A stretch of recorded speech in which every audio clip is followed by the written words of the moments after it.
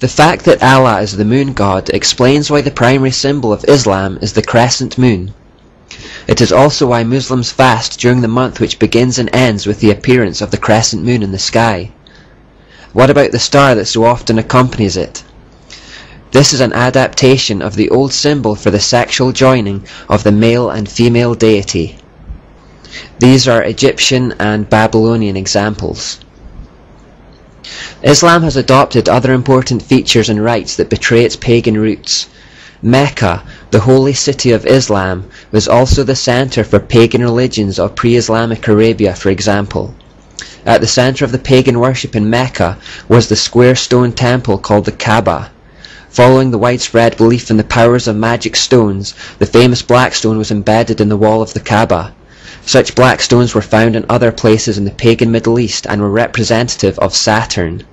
The pagans of pre-Islamic Arabia believed that they needed to bow and pray towards Mecca at set times in the day. Furthermore, they believed that one should make a pilgrimage to worship at the Kaaba at least once in one's lifetime, to process round the Kaaba 7 times and to kiss the black stone. All these rites were continued in Islam. The Quraysh tribe saw to it that all manner of different religions were allowed in the Kaaba, so as to extend the influence of Mecca as a center for many religions. There were about 360 different idols in the Kaaba in addition to an idol of Allah. Today we find the black cube, which originally represented Saturn, all over the world.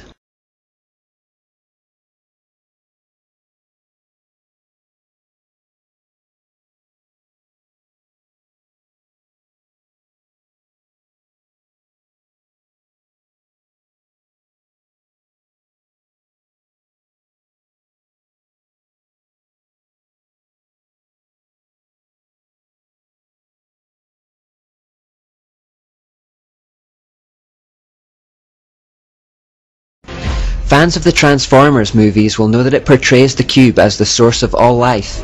In that movie, both Decepticon and Autobot, good and evil, comes from this one force. The same philosophical idea is found in many other movies like Star Wars, Harry Potter and Wizard of Oz.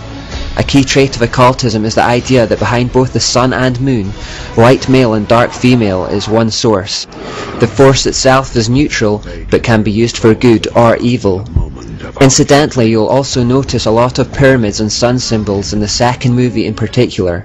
The third installment, which is called The Dark of the Moon, is out in the summer of 2011, so keep an eye out for symbolism and hidden messages if you watch it. Muhammad removed the idols from the Kaaba, but nobody knows, however, what's left inside. No one really knows what they're worshipping towards when they face it. Questions about this would be sacrilege for a Muslim to ask, since Islam, like Catholicism, does not encourage freedom of inquiry or conscience. Just before we move on from this short exploration of Islam, I want to make it clear that when this series is titled Know Your Enemy, it does not refer to any human being or group of human beings. Christians are to have no human enemies and are commanded by Jesus to love even those who hate us. The enemy referred to in the title is a spiritual one.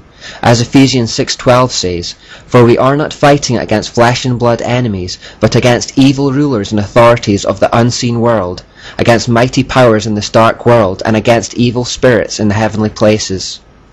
Referring back to part 2 of this study, our fight is against the king of Tyre, not the princes of Tyre. We are to love Muslims and Catholics and anyone else for that matter, but wage spiritual war against Satan and his hordes who would seek to enslave and destroy humanity.